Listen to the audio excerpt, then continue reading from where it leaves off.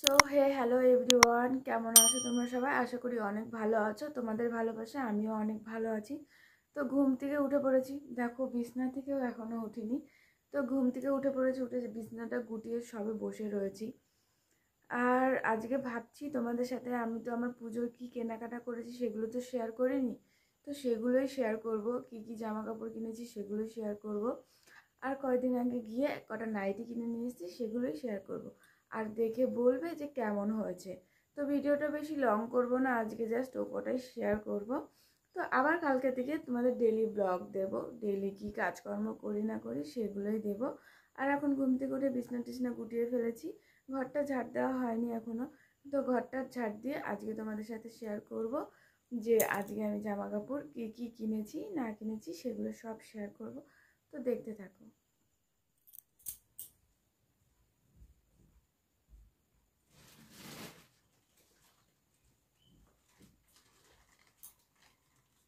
তো গাইস, এই যে আমার সেই জামা কাপড়গুলো, চলো খুলে খুলে দেখানো যাক।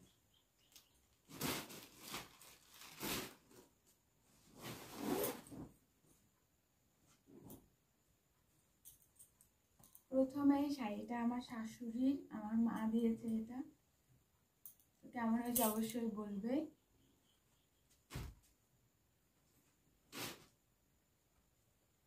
তারপর এই শাড়িটা, এটা আমার শাশুড়ি মা আমাকে দিয়েছে।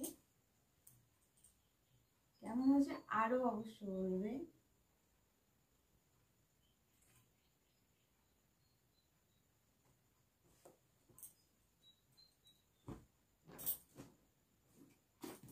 আর এই যে একটা শাড়ি, আমার মা আমাকে দিয়েছে।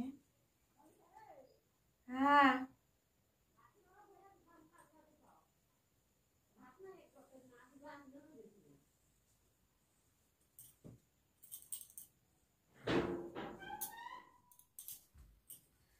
তো গাইস চলো, আমার ঠাকুমা চলে এসেছিলো, তার জন্য আর বাকিটা দেখাতে পারিনি। এবার চলে যাই নাইটিগুলো। শাড়ি এই আর একটা আছে, ওটা শোকেসে রয়েছে। পুজোর সময় পরেছিলাম, আমি পুজোর মধ্যে যে ব্লগটা দিয়েছিলাম সেটার যে শাড়িটা ছিল ওই শাড়িটা, তাও দেখাচ্ছি তোমাদের।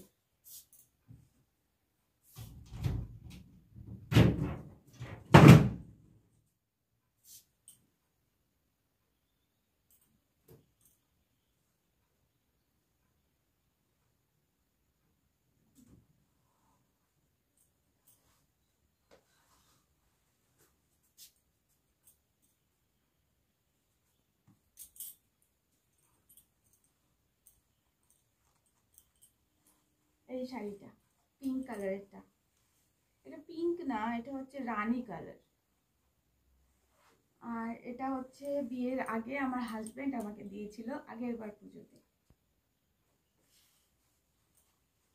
আর এই শাড়িগুলো আমার এখন অনেক কটা হয়ে গেছে।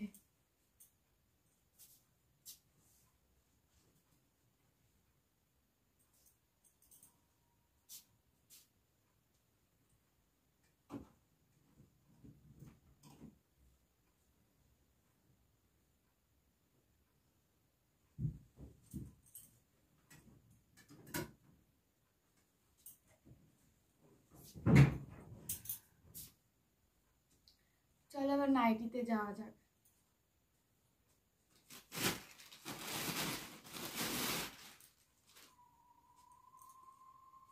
এই যে একটা হোয়াইট কালারের নাইটি,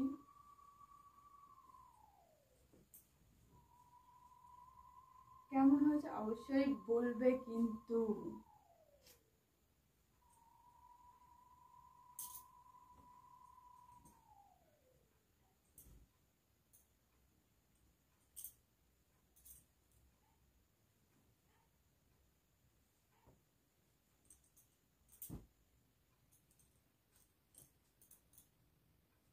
তারপর এই যে একটা, কালারটা এত মিষ্টি না বলে বোঝাতে পারবো না। আর যে কটা নাইটি দেখেছি সব কটাই খুব সুন্দর সুন্দর কালার, মানে মনে হয় কি সব কটাই নিয়ে নি, এত সুন্দর সুন্দর কালার গাইস।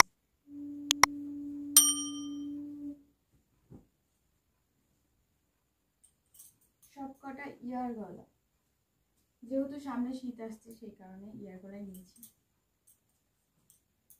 এই যে আর একটা মিষ্টি কালার, কি সুন্দর কালার গুলো।